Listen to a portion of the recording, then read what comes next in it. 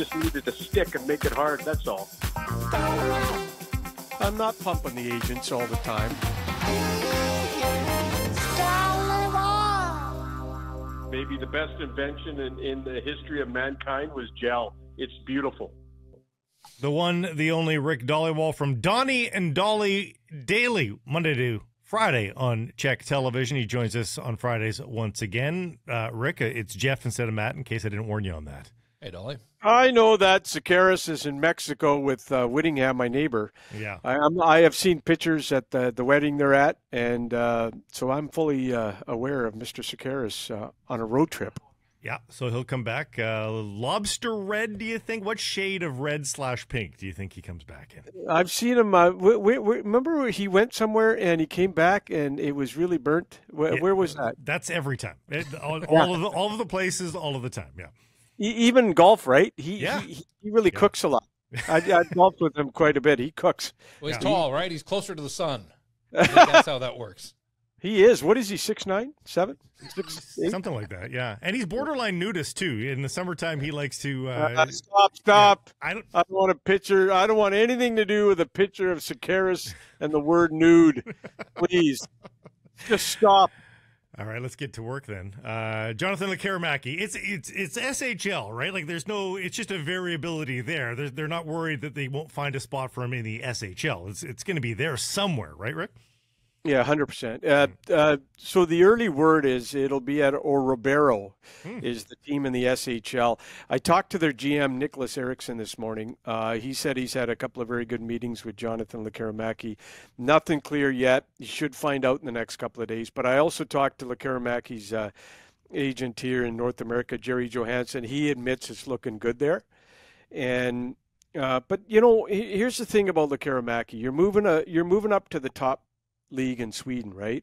So development's all about ice time, right? So you're making a pretty big step. That's a good league over there in the top Swedish league. So are you going to be in the top 6 or bottom 6 or time will tell how that plays out. But when you make a move up a league, there's always going to be that adjustment. One Swedish source said to me, it's going to be a big step for him. He said, you know what, he might have been better to stay back and move up to the top line where he was this past season. But I've been told the Canucks have a big say in where Lekkerimäki ends up. So, the Canucks are looking to get him up into the higher league.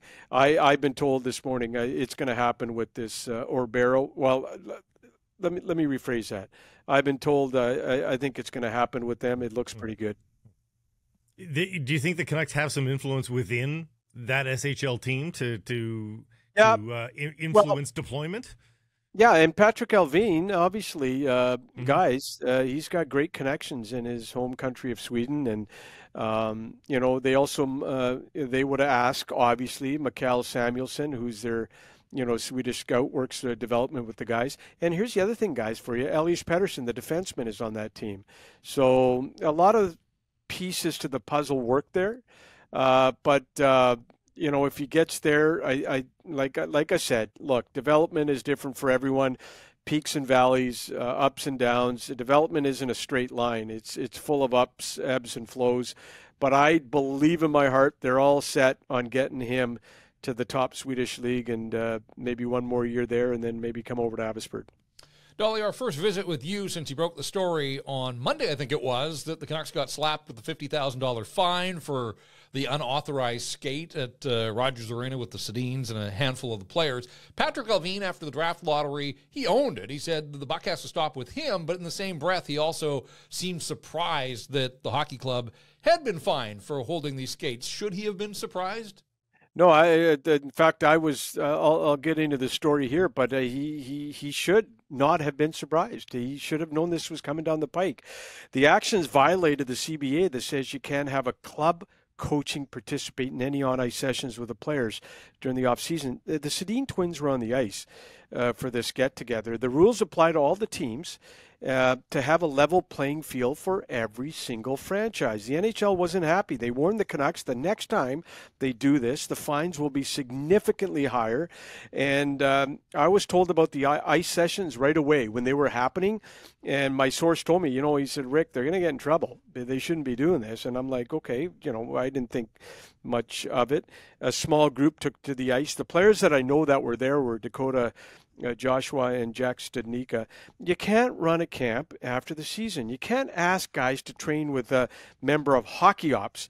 That's the bottom line. Now, 10 Canuck players can get together anywhere in the world and skate together and for a whole week.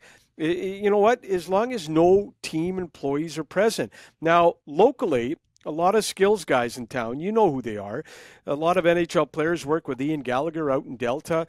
They work with Derek Popke out in Richmond. That's okay. You can work with these Gallaghers and Popkes, but you just can't do it with Canucks coaches.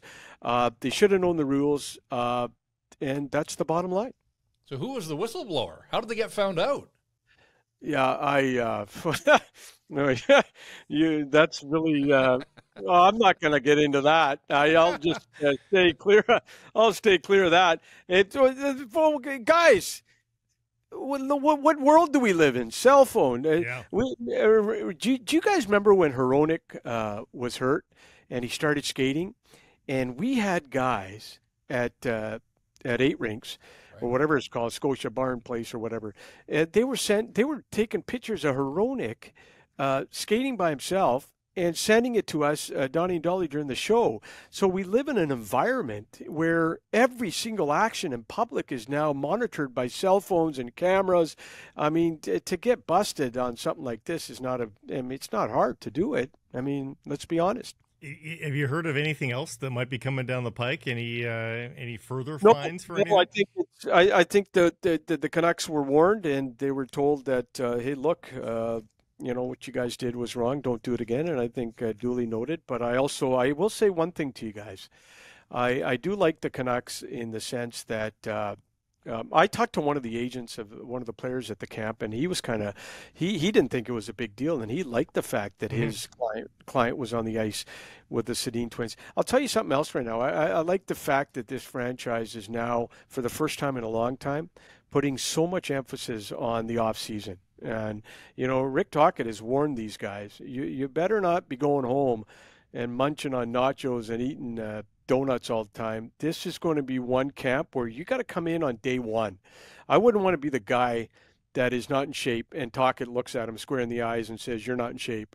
I love the fact the Sedin twins are involved in all facets of the minor league system, the prospects, and the Canucks themselves. They've done a wonderful job, by the way. I get a lot of feedback from agents about the fact that they just love that these two Hall of Famers get to talk to prospects and point out, hey, this is what you're doing wrong on the ice. That goes a long way. That helps these prospects a lot when two guys as respected as the Sedin twins. I think the Canucks getting the Sedin twins involved on that side of it has been a really, really good thing for this organization. And I like the fact they're thinking of, ideas of, getting guys together and working and getting better. It's all good, but it's just, you can't do it with coaches on the ice. That's all. Ryan Johnson had high praise for the Sedins when he held his year-end media availability after Abby was eliminated. He also had incredible things to say about the growth of Jett Woo over this past season, Rick. And it begs the question. Ryan Johnson says he's going to play games in the National Hockey League next season. Yep. So let me take both of you back 12 months ago. What was happening 12 months ago with Jett Woo? I'll tell you what was happening with Jett Woo. He couldn't get in the lineup for Trent Cull. And when he did, he played as a forward down the stretch. It was not good. But here's the thing about all these kids. And, you got to be mentally tough to make it to the NHL. That adversity he went through last year, he could have had a horrible summer. That kid came back in tip-top shape, good frame of mind, and said, you know what, last year I'm going to write it off. I'm going to get back into the good books of the Canucks. Not only did he impress Abbotsford, Canucks. He impressed the Vancouver Canucks. There's not a ton of right shot prospects in the system. That's why I got mad last year when he was playing as a forward. Mm-hmm. You're one of your top right prospects, right shot D in Abbotsford is playing as a forward. I mean, what does that tell you when they're playing him as a forward? It was just not good on any level. And for this kid to come back in 12 months and get in the good books of the organization, good on him. I want to tell you a backstory on Jett Woo. His dad, Larry, played 2 years in the Western League, including one for the Victoria Cougars. Larry, by the way, his dad was in the movie Goons, the first and the second one as well. Another interesting note about Jett was when he was drafted by the Canucks in 2018, he had a big money offer from a KHL team in China. That's the Kunlun Red Star. And you could see why that team in China would want him, face the franchise, help sell tickets. But, Jett Woo turned it down. And his focus was always the NHL. And, that was interesting that he had an offer to go to China in the KHL after he was drafted by the Canucks. And, obviously he talked with his agent, who was J.P. Barry at the time. And he turned it down. He said, no, I don't want to go there. My focus is the NHL. My dream is the NHL. He was a high bantam pick, I think 4th overall to Moose Jaw. The Vancouver Giants, I think, selected 2nd or 3rd. And took somebody else. The name is not off the top of my head right now. But he was a high bantam pick as well. Woo's an RFA, guys. They should get a deal done easily.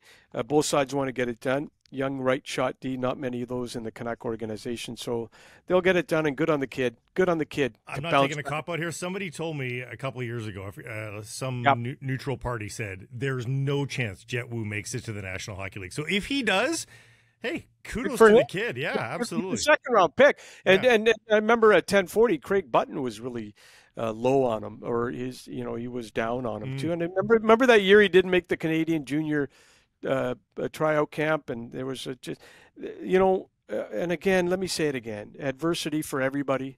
Hockey's not easy, a lot of ups and downs. You got to have the right team, right coach, right GM. Got to have people believe in you. You don't need 100 people to believe in you. You just need that 1 or 2 to believe in you. And right now, the Vancouver and Trent Cull's not here anymore.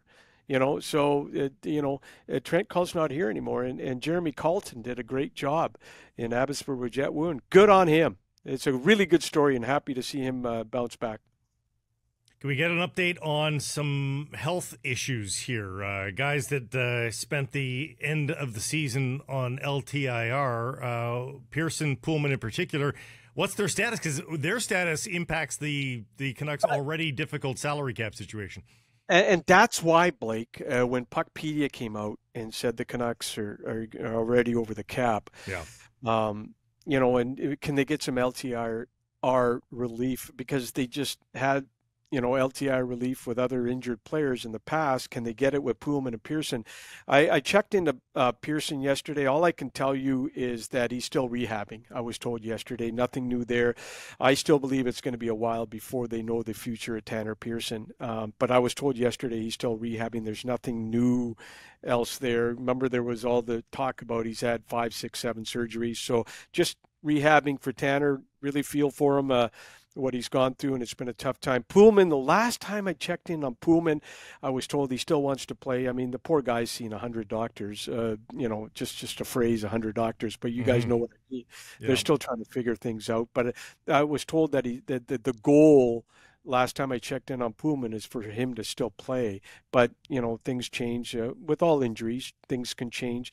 But it's when I look at the Canucks cap situation, guys, they're trying to move a bad contract right now, but teams are asking for a sweetener. And you guys both know. Go look at Sean Monahan, Calgary to Montreal, $6.3 million off the books for the Flames. Hey, that's great, but it cost them a first-round pick, right? So, the Canucks, again, same suspects, trying to move Garland, Myers, OEL, and Besser. Term is hard to move.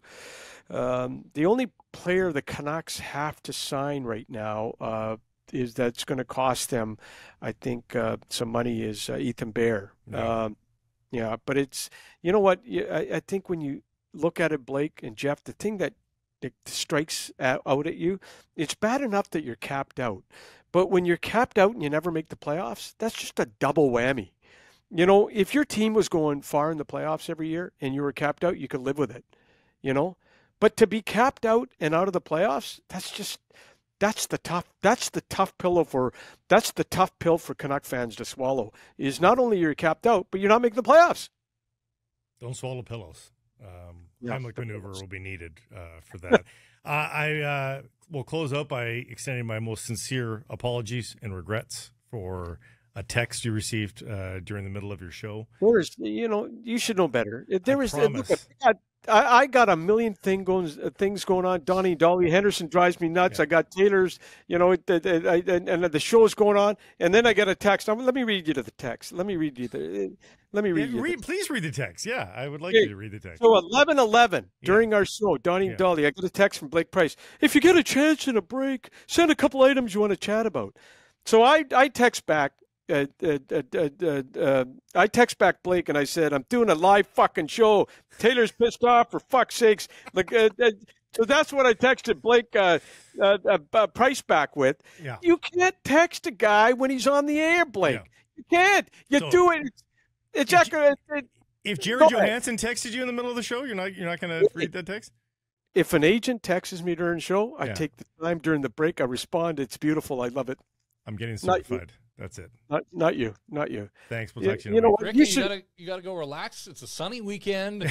Make sure you take care of Mama Dhaliwal. It's Mother's Day weekend here. So yes, yeah. Just a little advice before.